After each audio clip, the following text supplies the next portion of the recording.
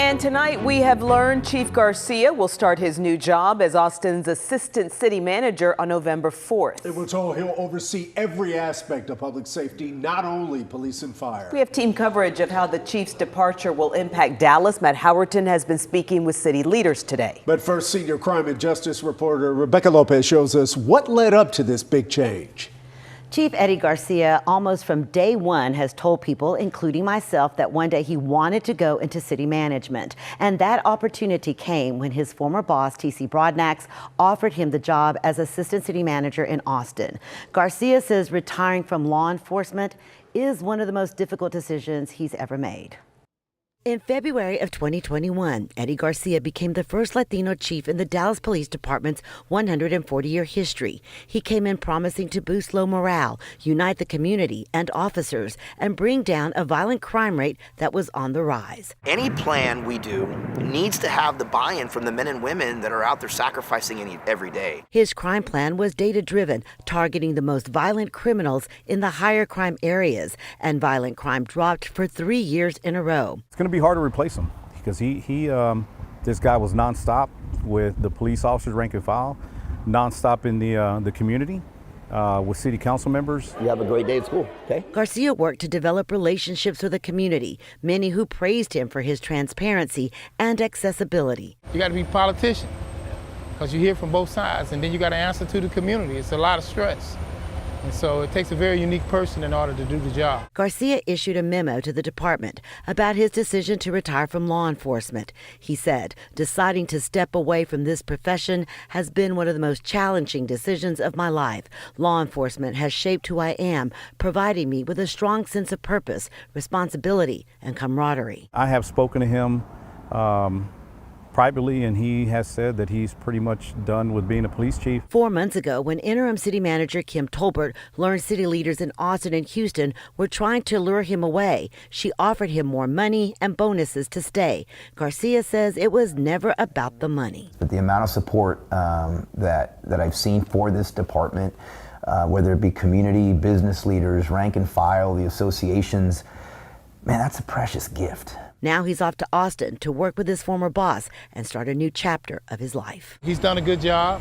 He's going to do well in Austin. He'll do well there. We wish him the best of luck. Chiefs don't last that long. So, Rebecca, who leads the department when Garcia leaves? Well, there are two first assistant chiefs in Dallas. First, there's Chief Mike Igo, who currently is in charge of all of the patrol divisions and the administrative bureau. And then there's First Assistant Chief Monique Alex. She has served as Garcia's chief of staff and currently leads investigations and special operations unit. Both have years of experience with DPD and are well respected. It's possible that one of them will be named as the interim chief. All right, great insight there, Rebecca. But it really brings home the fact Dallas now has to find permanent replacements for two very important jobs. Matt Howerton just spoke with some city council members to see what comes next.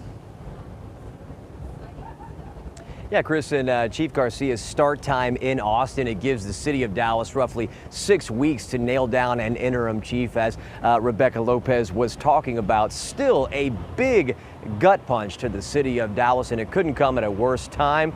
Two big leadership positions, city manager, chief of police, now needing to be filled. Even though nobody wanted to. Most of all, it's just a total shock. Wish it weren't true. Folks in the horseshoe at the city of Dallas had to. I am happy for him. I think he will do a great job. The news of Chief Eddie Garcia retiring to join former city manager T.C. Broadnax in Austin, the man who brought him to Dallas, sparking bittersweet reaction from Dallas council members. We have some value added to this city in terms of public safety because of Chief Eddie Garcia. But Garcia's departure now puts the city in a tough spot. Broadnax's position yet to be filled after resigning at the start of the year, and council members worked hard to keep Garcia around to not follow him, offering an appealing contract he couldn't turn down and signed. Still, here we are.